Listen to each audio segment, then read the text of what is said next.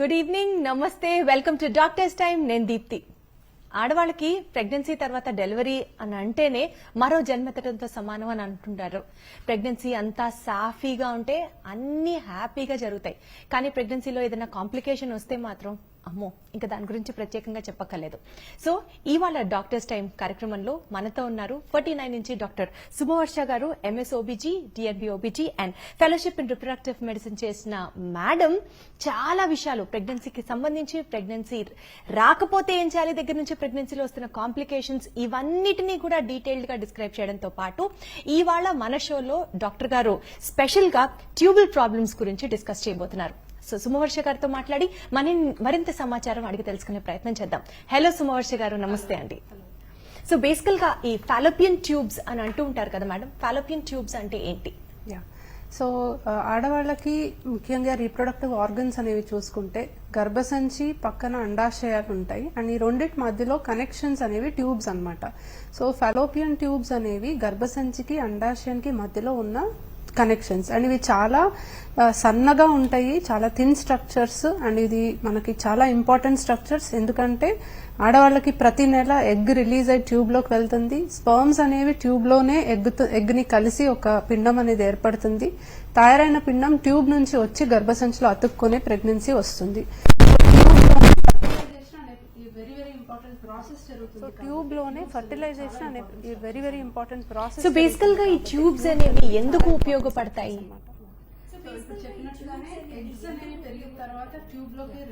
ఇప్పుడు చెప్పినట్టుగానే ఎగ్స్ అనేవి పెరిగి రీచ్ అయ్యాకే ఎగ్ అండ్ స్పర్మ్ కలవడానికి అవకాశం ఉంటుంది.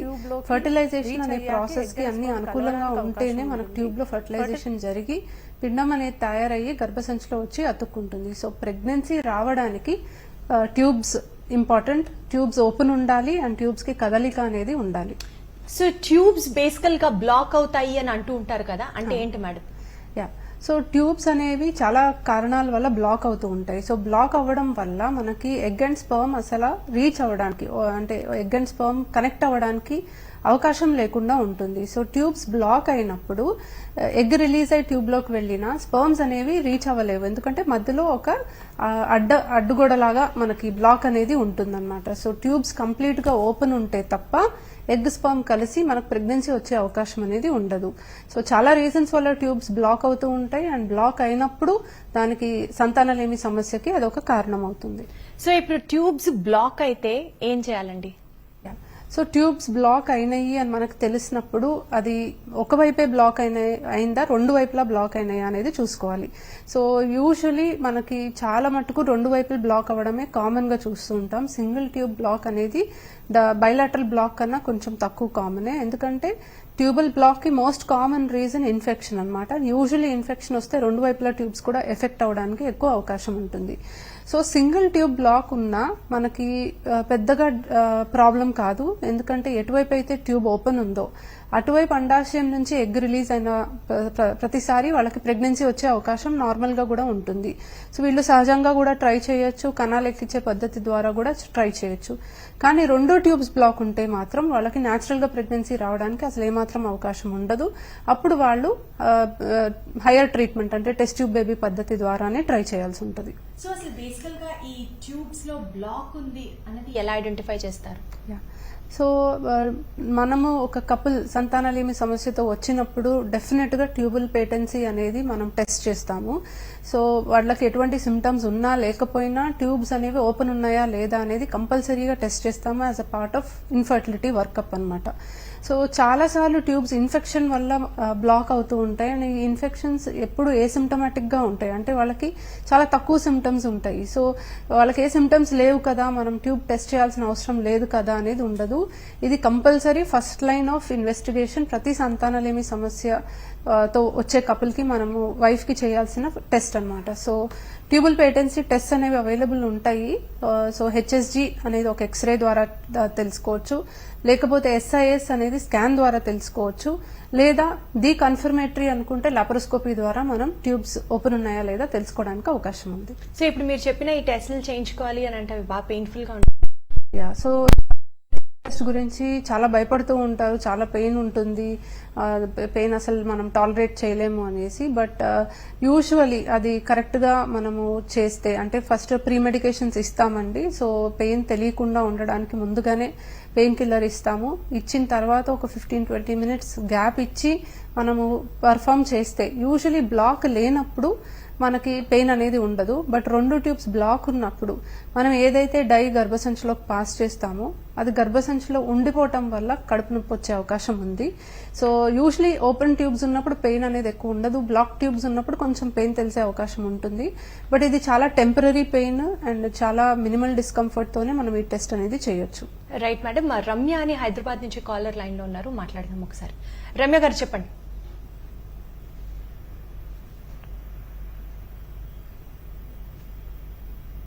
హలో హలో హలో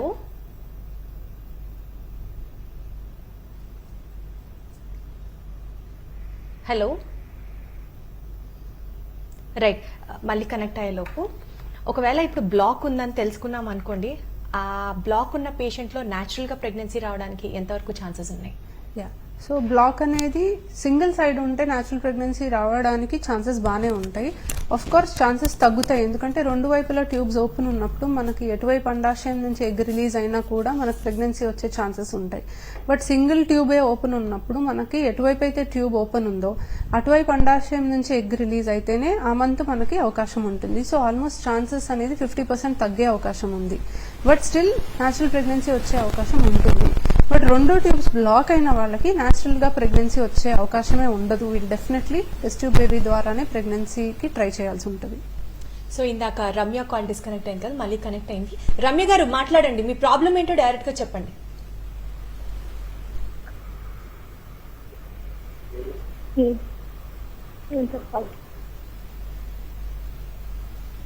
హలో నమస్తే డాక్టర్. అది డేట్ 22ని రావాలి, కానీ 1 వీక్ లేట్ అయిపోయింది. ఇప్పుడు ప్రెగ్నెన్సీ కన్ఫర్మ్ అయింది. దానికి నాకు ఇప్పుడు యాక్చువల్లీ నాకు 2 బేబీస్ ఉన్నారు ఆల్రెడీ. సో దానికి నేను ఇప్పుడు మెడిసిన్స్ తీసుకుని అబార్ట్ చేసుకోవచ్చా లేదా అని.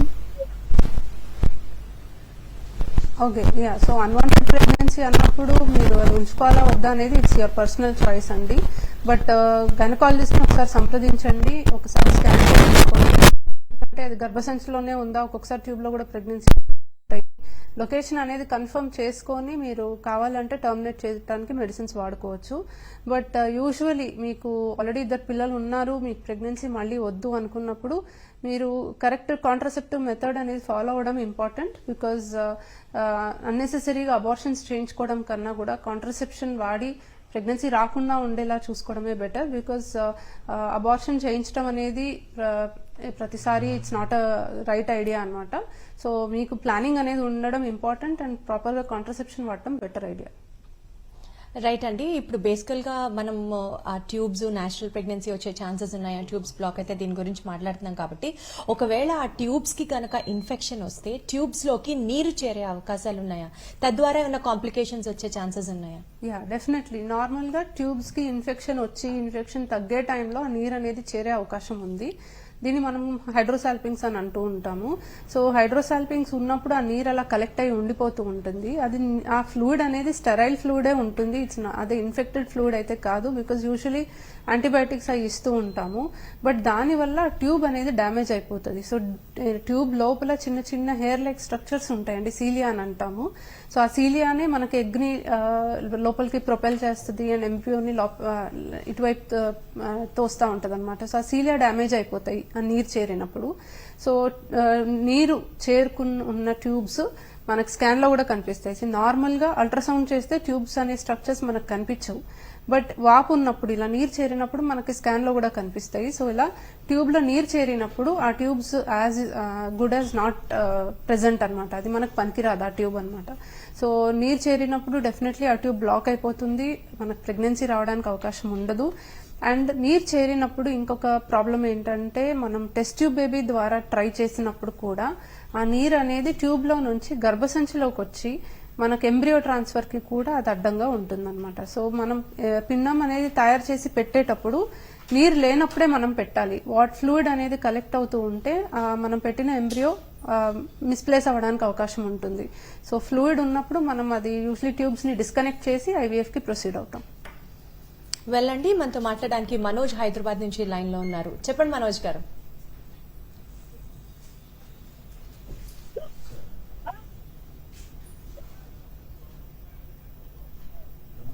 హలో మేడం నమస్తే.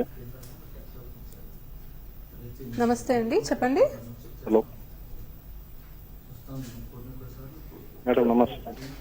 హలో నమస్తే, చెప్పండి, మీ ప్రాబ్లం చెప్పండి.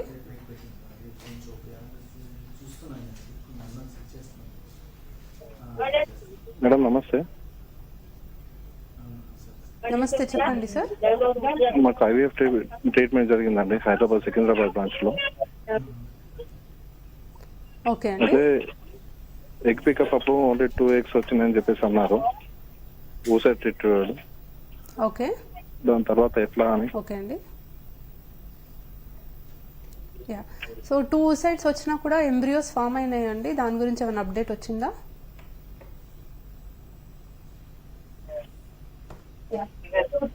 హలో లేదు మేడం. యా, సో 2 oocytes వచ్చినా కూడా ఎంబ్రియోస్ ఫామ్ అయినాయా లేదా అనేది ఒక అప్డేట్ తీసుకోండి. మంచి క్వాలిటీ ఎంబ్రియోస్ వస్తే ట్రాన్స్ఫర్ కి ప్రొసీడ్ అవ్వచ్చు. ఒకవేళ ఎంబ్రియో క్వాలిటీ సరిగ్గా లేదు అంటే యూజువల్లీ ఎగ్ నంబర్ తక్కువ వచ్చినప్పుడు ప్రాబబ్లీ ఎగ్ క్వాలిటీ మనకి సరిగ్గా ఉండకపోవచ్చు. సో ఎందుకు తక్కువ ఎగ్స్ వచ్చినాయి అనేది మనం ఒకసారి వర్కప్ చూసుకోవాలి. So already maybe eggs number ముందుగానే తక్కువ ఉండుండొచ్చు. ఏజ్ రిలేటెడ్ గా కొన్ని ఫ్యాక్టర్స్ వల్ల మనకి ఎగ్స్ ఒక్కొక్కసారి తక్కువ ఉంటాయి. అండ్ తక్కువ ఎగ్స్ ఉన్న వాళ్ళకి మనం ఐవీఎఫ్ఏ ట్రై చేస్తాము. సో మీకు సీక్వెన్షియల్ పికప్ అనే ఆప్షన్ ఉంటుందండి. ఇప్పుడు మీకు వచ్చిన 2 eggs నుంచి మంచి ఎంబ్రియో ఫామ్ అవుతాయి. మళ్ళీ same process of egg retrieval చేసుకొని 2 కలిపి పూలింగ్ ఆఫ్ ఎంబ్రియోస్ చేసి ట్రాన్స్ఫర్ కి ప్రొసీడ్ అవ్వచ్చు. లేదు ఆల్రెడీ 2 ఎంబ్రియోస్ మంచివే ఉన్నాయి అంటే డైరెక్ట్ ట్రాన్స్ఫర్ కి కూడా వెళ్ళిపోవచ్చు. సో మీరు ఒకసారి మీ కన్సల్టెంట్ ని కలిస్తే డీటెయిల్స్ అనేవి తెలుసుకొని ఎంబ్రియో స్టేటస్ తెలుసుకొని సీక్వెన్షియల్ పికప్ కి వెళ్ళాలా లేకపోతే డైరెక్ట్ ట్రాన్స్ఫర్ కి వెళ్ళాలా అనేది మీకు క్లారిటీ వస్తుంది. సో నెక్స్ట్ కాలర్ పూర్ణిమ వెస్ట్ గోదావరి నుంచి మాట్లాడడానికి రెడీగా ఉన్నారు. చెప్పండి పూర్ణిమ గారు, డైరెక్ట్ గా మీ ప్రాబ్లం చెప్పండి.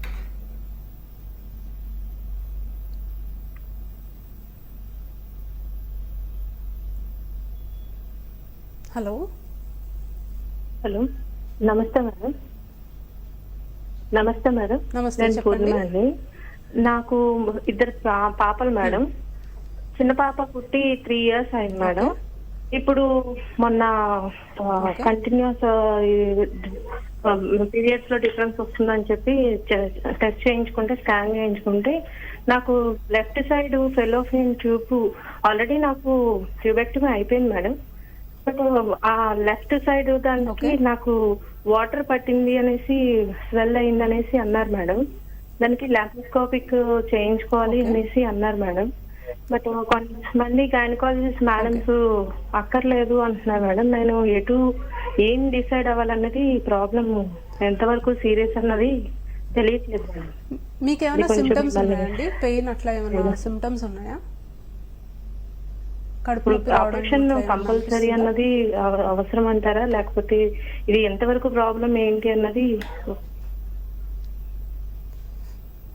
నార్మల్ గా ట్యూబెక్టమీ అనే ఆపరేషన్ చేసినప్పుడు ట్యూబ్ ని మధ్యలో మనము లైగేట్ చేసి కట్ చేయడం జరుగుతుంది. సో దీని వల్ల కూడా నీరు చేరడానికి అవకాశం ఉంది. సో ట్యూబెక్టమీ తర్వాత ట్యూబ్స్ లో నీరు చేరడం అనేది కామన్ ఫైండింగే. అండ్ దానివల్ల మీకు ఎటువంటి సిమ్టమ్స్ లేకపోతే దానికి సర్జరీ అవసరం ఉండదు. బట్ దానివల్ల పెయిన్ వచ్చి మీకు అలాంటి సిమ్టమ్స్ ఉంటే ప్రాబ్లీ ఇన్ఫెక్షన్ వల్ల పెయిన్ వల్ల మీరు అప్పుడు సర్జరీకి వెళ్లాల్సి ఉంటుంది. బట్ యాజ్ సచ్ ట్యూబెక్టమీ తర్వాత ట్యూబ్ లో నీరు చేరితే దానికి ఎటువంటి ట్రీట్మెంట్ అవసరం ఉండదు. రైట్ మేడం, ఇందాక మీరు మాట్లాడుతున్నప్పుడు ట్యూబ్స్ కి సంబంధించి ట్యూబ్స్ కనుక ఒకవేళ ఇన్ఫెక్షన్ వస్తే వాటికి మెడికేషన్ చేయాలి అని చెప్తున్నారు. సో ఒకవేళ ట్యూబ్స్ కనుక కట్ చేస్తే తిరిగి మళ్ళీ వాటిని అతికించవచ్చా? యా, సో ట్యూబల్ రీకానలైజేషన్ అనే సర్జరీ కూడా మనం చేస్తామండి. సో చాలా మంది ట్యూబెక్టమీ తర్వాత మళ్ళీ పిల్లలు కావాలని వస్తూ ఉంటారు. ఒక్కొక్కసారి పిల్లలకి ఏదైనా ప్రాబ్లం అయి చనిపోవడమో, లేకపోతే మళ్ళీ ఒక్కొక్కసారి సెకండ్ మ్యారేజ్ చేసుకోవడమో, ఇట్లా రకరకాల రీజన్స్ వల్ల వస్తూ ఉంటారు. సో పిల్లలు లేకుండా ఆపరేషన్ చేసుకున్నాక మళ్ళీ మాకు ప్రెగ్నెన్సీ కావాలి అని, సో వీళ్ళకి ట్యూబల్ రీకానలైజేషన్ అనే ప్రాసెస్ మేము ఆఫర్ చేస్తాము, చేయొచ్చు. సో ఈ సర్జరీలో మనము కట్ చేసిన ట్యూబ్స్ ని మళ్ళీ జాయిన్ చేసే ప్రయత్నం చేస్తాము. బట్ 100% అది జాయిన్ అవుతాయి అని చెప్పలేము.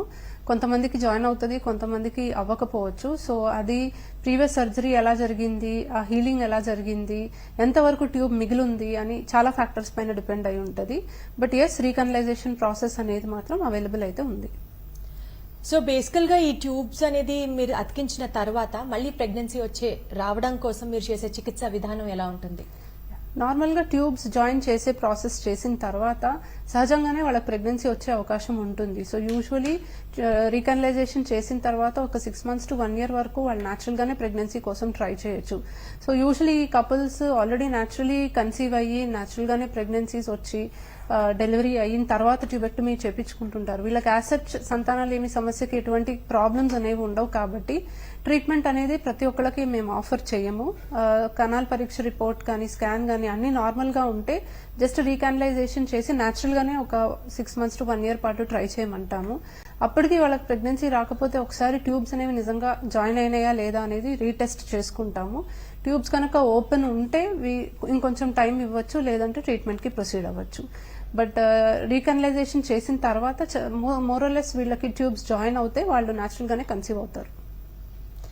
రైట్ అండి. జంగారెడ్డిగూడెం నుంచి నాగుమణి అనే కాలర్ సిద్ధంగా ఉన్నారు మాట్లాడడానికి. చెప్పండి నాగుమణి గారు.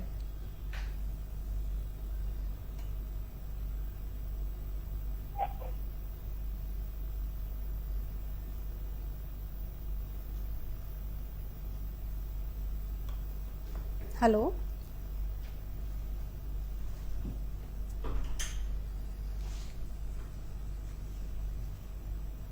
యా, కట్ అయినట్టుంది. సో ఇందాక మీరు ట్యూబ్ బ్లాక్ గురించి మాట్లాడుతున్నాం కదా madam. So single tube block ఉంటే వాళ్ళకి ప్రెగ్నెన్సీ రావడానికి సక్సెస్ రేట్ ఎంతవరకు ఉండొచ్చు అంటారు? సింగిల్ ట్యూబ్ ఓపెన్ ఉన్నా కూడా వాళ్ళకి న్యాచురల్ గా ప్రెగ్నెన్సీ వచ్చే అవకాశం ఉంటుంది. నార్మల్ గా బోత్ ద ట్యూబ్స్ ఓపెన్ ఉంటే ఎక్కువ అవకాశం ఉంటుంది, ఎందుకంటే రెండు వైపులా అండాశయం నుంచి ఎగ్ రిలీజ్ అయినప్పుడల్లా వాళ్ళకి అవకాశం ఉంటుంది. బట్ ఒకవైపే ట్యూబ్ ఓపెన్ ఉన్నప్పుడు అటువైపు ఎగ్ రిలీజ్ అయితేనే వాళ్ళకి అవకాశం ఉంటుంది. బట్ ఇది మనకి 50% ఛాన్స్ అని కూడా చెప్పడానికి ఉండదు. బికాజ్ ఒకసారి రైట్ లో వస్తే ఒకసారి లెఫ్ట్ లో రావాలి అని అట్లాంటి రూల్ ఏమి ఉండదు. అంటే రైట్ లోనే ఎక్కువ సార్లు రావచ్చు, లెఫ్ట్ లోనే ఎక్కువ సార్లు రావచ్చు. సో ట్యూబ్ బ్లాక్ ఉన్న వైపు ఎక్కువ సార్లు వస్తే డెఫినెట్లీ చాలా తక్కువ అవకాశమే ఉంటుంది. బట్ ఓపెన్ ఉన్న సైడ్ మనకి రిలీజ్ అయిన మంత్ల వల్ల వాళ్ళకి ప్రెగ్నెన్సీ అవకాశం ఉంటుంది. సో డెఫినెట్లీ ఇంత పర్సంటేజ్ అనేది మనం కేటగరైజ్ చేయడానికి అయితే ఉండదు. బట్ న్యాచురల్ గా ట్రై చేసే అవకాశం అయితే ఉంటుంది. బట్ ఇప్పుడు అదే ట్యూబ్స్ లో కనుక ప్రెగ్నెన్సీ వస్తే అప్పుడు ఏం చేస్తారు? యా, సో ట్యూబల్ ప్రెగ్నెన్సీ అనేది ఒక చాలా actually it's a major complication అండి. And sometimes it can be life threatening కూడా. సో మనం చాలా జాగ్రత్తగా ఫాలోఅప్ చేసుకుంటాం పేషెంట్స్ ని, ఒకవేళ ట్యూబల్ ప్రెగ్నెన్సీ ఉందా లేదా తెలుసుకోవడానికి. నార్మల్ గా ప్రెగ్నెన్సీ టెస్ట్ పాజిటివ్ వచ్చిన తర్వాత మనం చేసే ఫస్ట్ స్కాన్ మెయిన్ గా ట్యూబ్ లో ప్రెగ్నెన్సీ రాలేదు అనేది మనం రీకన్ఫర్మ్ చేసుకోవడానికే చేస్తూ ఉంటాము. సో ప్రెగ్నెన్సీ టెస్ట్ పాజిటివ్ వచ్చిన 1 week కి మనం ఫస్ట్ స్కాన్ కి యూజువల్ గా రమ్మంటాం, విత్ ఇన్ 1 week. అండ్ ఆ స్కాన్ లో గర్భసంచిలోనే మనకు ప్రెగ్నెన్సీ వచ్చింది అనేది కన్ఫర్మ్ చేసుకుంటాం. బికాస్ ట్యూబ్ లో ప్రెగ్నెన్సీ వస్తే అది ఎక్కువ కాలం ఉండదు. మనకి ప్రెగ్నెన్సీ గర్భసంచిలో వచ్చినప్పుడు గర్భసంచి చాలా ఎక్స్పాండ్ అవుతుంది, ఒక బలూన్ లాగా ఎక్స్పాండ్ అయ్యే కెపాసిటీ ఉంటుంది. బట్ ట్యూబ్స్ అది ఉండదు. సో కొంతవరకే అది ఎక్స్పాండ్ అయ్యి ఆ తర్వాత రప్చర్ అవుతుంది. అండ్ దానివల్ల బ్లీడింగ్ ఎక్కువగా అయ్యి ఒక్కొక్కసారి మదర్ కి చాలా ప్రమాదం అయ్యి కొన్నిసార్లు డెత్ కూడా అవ్వచ్చు. సో అది రప్చర్ అయ్యి ఆ స్టేజ్ కి వచ్చే వరకు మనం వెయిట్ చేయకుండా ముందుగానే దాన్ని కనిపెట్టుకోవాలి. ఎర్లీగా డయాగ్నోస్ చేస్తే మెడికల్ మేనేజ్మెంటే చేయొచ్చు. బట్ లేట్ అయ్యి అది రప్చర్ అయితే మాత్రం సర్జికల్ మేనేజ్మెంట్ చేయాల్సి వస్తుంది. మరో కాలర్ నాగమణి మాట్లాడడానికి లైన్ లో ఉన్నారు. నాగమణి గారు చెప్పండి.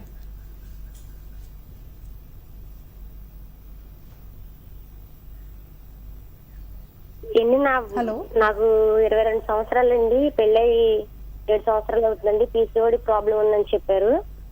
1 year బ్యాక్ లాప్రోస్కోపీ చేయించుకున్నానండి. పీసీఓడి ఉందని చేయించుకున్న తర్వాత రైట్ సైడ్ ఇన్ఫెక్షన్ అయింది అన్నారండి. మెడిసిన్ వాడడానికి ఏమో మొన్న ఈ మధ్యన లాప్రోస్కోపీ చేయించుకునే ముందు ప్రెగ్నెన్సీ వచ్చింది. వచ్చిన తర్వాత ఏమో బేబీ ఎదగట్లేదని తీసేసిన తర్వాత లాప్రోస్కోపీ చేశారండి. ఇప్పుడు మామూలుగా నార్మల్ గా వస్తుందండి, రెడ్ ట్యూబ్ ఇన్ఫెక్షన్ అయింది అన్నారండి. ఆ ట్యూబ్ ఇన్ఫెక్షన్ అయితే తగ్గడానికి మెడిసిన్ ఉంటుందండి. ట్యూబ్ ఇన్ఫెక్షన్ తగ్గడానికి మెడిసిన్ అనేది ఇప్పుడు ఇవ్వడం పెద్ద ఉపయోగం ఉండదండి. ఆల్రెడీ ట్యూబ్ ఇన్ఫెక్షన్ ఎప్పుడో వచ్చి మీకు అది డ్యామేజ్ అయింది కాబట్టి, సో ఎటువైపు అయితే ఒకవైపే ట్యూబ్ మీకు ఇన్ఫెక్షన్ వచ్చింది కాబట్టి ఇంకొక వైపు ట్యూబ్ బాగానే ఉంది కాబట్టి మీకు న్యాచురల్ ప్రెగ్నెన్సీ వచ్చే అవకాశం అయితే ఉంటుంది. సో కొంతకాలం వరకు మీరు ట్రై చేయొచ్చు. అప్పటికి రాకపోతే నెక్స్ట్ ట్రీట్మెంట్కి వెళ్ళడం బెటర్ ఆప్షన్.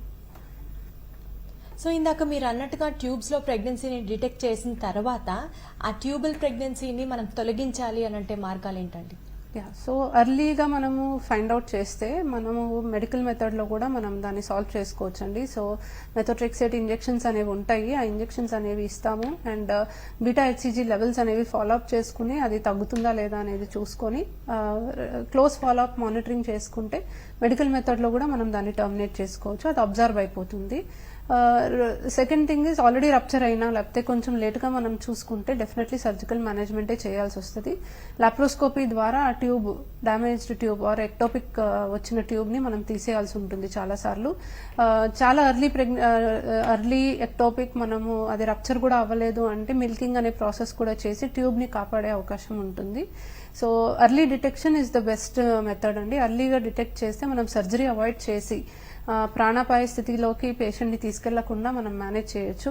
బట్ లేట్గా డిటెక్ట్ చేస్తే చాలాసార్లు పేషెంట్ షాక్లోకి వెళ్తారు, చాలా బ్లడ్ ఎక్కించాల్సి వస్తుంటుంది, చాలా ప్రమాదం అయ్యే అవకాశం ఉంటుంది. So any pregnancy for that matter గర్భసంచిలో ఉందా లేదా అనేది కన్ఫర్మ్ చేసుకోవడం అనేది చాలా ముఖ్యం. అబ్దుల్ అనే కాలర్ అనంతపురం నుంచి మాట్లాడడానికి లైన్ లో ఉన్నారు. అబ్దుల్ గారు చెప్పండి.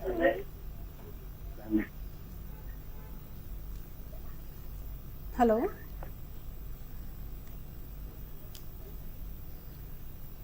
హలో హలో హలో హలో చెప్పండి. హలో నమస్తే మేడం. మీ ప్రాబ్లం చెప్పండి. నమస్తే చెప్పండి. హలో నమస్తే మేడం. చెప్పండి మేడం మా అమ్మాయికి 6 months లో అబార్షన్ అయింది మేడం. ఓకే,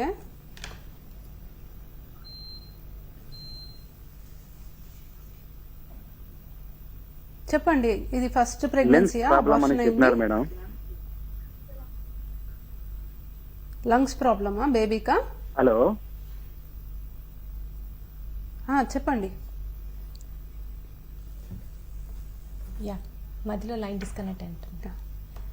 సో ఇప్పుడు బేసికల్గా ఈ ట్యూబల్ ప్రెగ్నెన్సీ చాలా కష్టం. మనం డిటెక్ట్ చేయకపోతే చాలా ప్రాణాంతకంగా కూడా మారే పరిస్థితి ఉందని చెప్తున్నారు. కాబట్టి ట్యూబల్ ప్రెగ్నెన్సీని మనం నివారించడానికి మనం ఏమైనా ప్రికాషన్స్ తీసుకోవచ్చా? అలాంటి స్కోప్ ఏమైనా ఉందా? యా, యూజువలీ ఎక్టోపిక్ ప్రెగ్నెన్సీ అనేది మన చేతిలో ఉండదండి. ఇట్స్ సంథింగ్ విచ్ మనం అవాయిడ్ చేయలేము.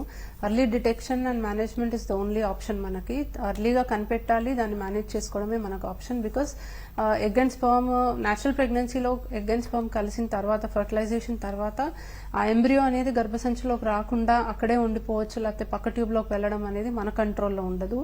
అండ్ ఐయుఐ ప్రెగ్నెన్సీ అయినా ఐవీఎఫ్ ప్రెగ్నెన్సీ అయినా కూడా సిమిలర్గానే మనం ఎంబ్రియోస్ గర్భసంచిలో పెట్టినా అది ఒక్కొక్కసారి ట్యూబ్లోకి వెళ్ళే అవకాశం ఉంది అండ్ మన కంట్రోల్లో అబ్సల్యూట్గా ఉండదు. సో ఎక్టోపిక్ ప్రెగ్నెన్సీ అయితే మనం ప్రివెంట్ చేయడానికి చేయగలిగింది ఏం లేదు. బట్ కాంప్లికేట్ అవ్వకముందే మనం దాన్ని కనిపెట్టి దానికి ట్రీట్మెంట్ ఇవ్వడం అయితే చేయగలుగుతాం. సో ఒకసారి ఇప్పుడు ట్యూబ్ లో ప్రెగ్నెన్సీ డెవలప్ అయింది కదా అని చెప్పి ప్రతిసారి అలాగే జరుగుతుంది అని అనుకోవడానికి కూడా ఏమైనా ఛాన్సెస్ ఉంటాయా? లేకపోతే మేబీ ఒకసారి అలా జరగచ్చు but next time absolutely normal గా కూడా ఉండొచ్చు అనడానికి కూడా అవకాశాలు ఉంటాయా? చాలా మందికి మేము ఎక్టోపిక్స్ చూసాం కదండి, నెక్స్ట్ నార్మల్ గానే ప్రెగ్నెన్సీ వచ్చే అవకాశం ఎక్కువే ఉంటుంది. చాలా రేర్ గా ఒకసారి ఎక్టోపిక్ వచ్చి మళ్ళీ ఎక్టోపిక్ వచ్చే అవకాశం కూడా ఉంటుంది. సో దీనికి మేబీ కొన్ని ఫ్యాక్టర్స్ అనేవి ఉండొచ్చు. ఏమైనా ట్యూబల్ మార్ఫాలజీ కరెక్ట్ గా లేకపోవడం, 2 ట్యూబ్స్ ఎఫెక్ట్ అయి ఉండడం, అలాంటివి ఉండొచ్చు అబ్నార్మల్ గా ఉండడం అనేది. బట్ యూజువలీ ఒకసారి ఎక్టోపిక్ వచ్చినంత మాత్రాన మళ్ళీ ఎక్టోపిక్ రావాలనేది లేదు. గర్భసంచిలోనే ప్రెగ్నెన్సీస్ వచ్చి నార్మల్ గా ఉన్న వాళ్ళనే ఎక్కువ మందిని చూసాము. సో ఇప్పుడు ఎక్టోపిక్ ప్రెగ్నెన్సీ ఉన్నా సరే 49 లో అక్కడ ట్రీట్మెంట్ చేసి పేషెంట్స్ కి క్యూర్ చేసి మళ్ళీ నార్మల్ గా ఆ ప్రెగ్నెన్సీ సెటరేట్ అయ్యేలాగా కూడా చేస్తారు మేడం.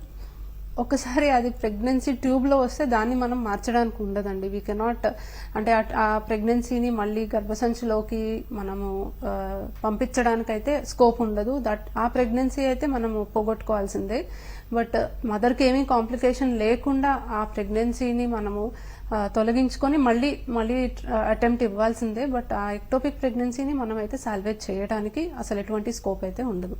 సో బేసికల్ గా ఇప్పుడు మనం ఈ ఎపిసోడ్ లో ఎక్స్క్లూజివ్ గా ట్యూబల్ ప్రాబ్లమ్స్ గురించే మాట్లాడుతున్నాం కాబట్టి ట్యూబల్ ప్రాబ్లమ్స్ కి సంబంధించి ఇన్ఫెక్షన్ వల్ల ప్రెగ్నెన్సీ రావట్లేదు అని అంటే ట్యూబల్ ప్రెగ్నెన్సీకి అంటే ట్యూబల్ ఇన్ఫెక్షన్స్ కి సంబంధించి కూడా ట్రీట్మెంట్ 49 లో చేస్తూ ఉంటారా?